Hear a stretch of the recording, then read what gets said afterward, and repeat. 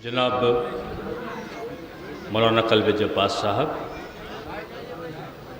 उपस्थित हमारे लखनऊ के सभी हजरात, आज 11वीं मुहर्रम है और 10वीं मुहर्रम को हम सब जानते हैं कि एक दुनिया की बहुत बड़ी शहादत अपनी कौम के लिए, समाज के लिए, देश के लिए और पूरी दुनिया के लिए जो एक मिसाल बना, हज़रत इमाम साहब की शहादत हुई और जिस नृशंस तरीके से, जिस बुरी तरीके से उनकी हत्या हुई, वो आज भी दुनिया के सामने ऐसे मारने वाले लोगों को आज भी लोग नापसंद करते हैं, क्योंकि एक तरफ ईमान को बचाने का काम करने वाले लोग हैं और जिन्होंने अपने दुश्मन को भी पानी पिलाने के लिए अपने पानी को छोड़ दिया और अपने दुश्मन को अपना खाना दे दिया और बाद में वही दुश्मन ने पूरे परिवार सहित बुरी तरीके से उनको मौत के घाट उतार दिया। ये इतिहास का काला पन्ना आज भी याद करके लोग उस दिन को जब याद करते हैं तो उस शहादत में तमाम बातें बाहर निकल कर आती हैं। जो यजीदी विचारधारा है उसका दुनिया में कोई स्थान नहीं है। माननीय प्रधानमंत्री जी ने भी आज इमाम हुसैन साहब की शहादत का अपने ट्वीट में उल्लेख किया है। आज 11वीं मुहर्रम है, जनाबे ज़ैनब का स्मरण आज हम सब लोग कर रहे हैं और हम सब जानते हैं कि वो समय था कि मात्र एक बीमार बेटा बचा हुआ था इमाम हुसैन साहब के परिवार में और बहन के रूप में, बेटी के रूप में, महिला सशक्तिकरण के रूप में जो जनाब ज़ैनब ने पूरी दुनिया को बताया कि हत्यारे कौन है, कौन लोग इस समाज को नष्ट करना चाहते हैं, ईमान को ख़त्म करना चाहते हैं।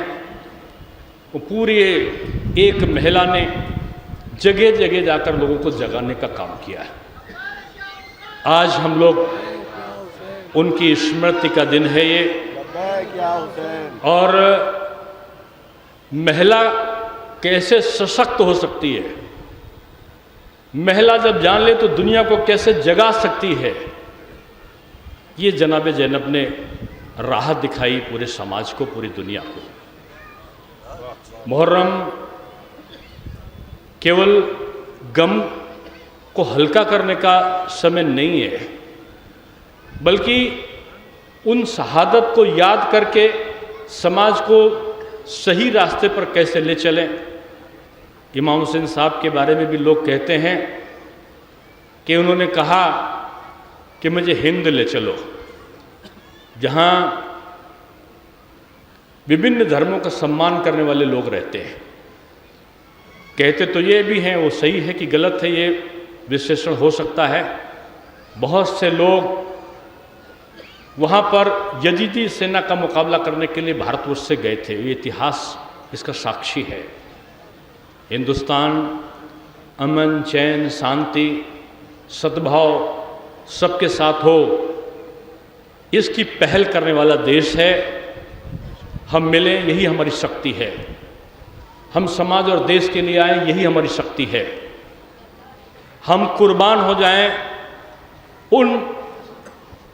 उन बुरी शक्तियों के विरुद्ध जो समाज को नष्ट करना चाहती हैं, यही हमारा ईमान है, यही इमाम हुसैन साहब का संदेश है।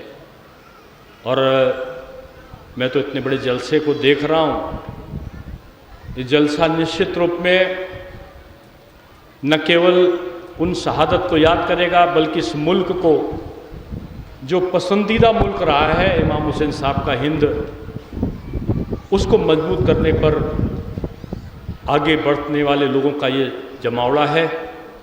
और मैं यही कहूँगा, मुहर्रम के समय तो मेरा मैंने बचपन से मेरा लगाव रहा है यहाँ के जो आज़ादारी करने वाले लोग हैं उनके प्रति। महापौर के दौरान सड़क बने, लाइट लगे, आज़ादारी रोड बन जाए, मौलाना साहब का आदेश हुआ आज़ादारी रोड। अभी मैं निकलता हूँ तो देखता हूँ कि पत्थर है कि नहीं लगा है। तमाम जगहों का काम करने का मुझे मिला। मैं बचपन से सबीलों में इसलिए जाता था कि एक श्रद्धा अंतर मन में होती, मन के अंदर से होती है, जिसका बाहरी किसी कार्यों से कोई संबंध नहीं हुआ करता। एक हरीश धानुक जी थे, वो अब नहीं रहे बीच में। वो हिंदू होके अपने घर में ताजिया रखते थे और मातम मनाते थे, और उसमें मैं बचपन से जाता रहा। और मैं यही कह सकता हूँ, यही सभ्यता है भारतवर्ष की। एकता, समन्वय, सौहार्द, यही हमारा कर्तव्य है। आज हम केवल याद नहीं कर रहे, बल्कि हम महिला सशक्तिकरण का जो जनाब ज़ैनब ने जिसकी शुरुआत करी है, महिलाओं को अधिकार मिलता है, उसकी बात उन्होंने कही कि महिला अकेले क्या नहीं कर सकती, उसका संदेश आज 11वीं मुहर्रम की 11वीं में उसका संदेश जाता है। निश्चित रूप में ये बहुत बड़ा संदेश है आज के नौजवानों के लिए भी और हमारी बहनों के लिए भी, कि वो समाज में अपना योगदान कैसे दे सकती हैं। मैं फिर से हज़रत इमाम साहब को न केवल याद करता हूँ, स्मरण करता हूँ, उनकी शहादत पर मैं नमन करता हूँ, और आप सबको मैं इस आपके दुख में अपने आप को शामिल करता हूँ। यही कुछ बातें थी, मुझे बोलने का अवसर दिया। मुझे नहीं पता था कि मुझे बोलना है, लेकिन निश्चित रूप में आपके बीच में आकर मुझे उन्हीं बातों का एहसास अपने आप में होने लगा। इसलिए आपका ये मुहर्रम का जो अवसर है, ये मातम भी है और एक उनको याद करने का अवसर भी है। यही मुझे कहना था।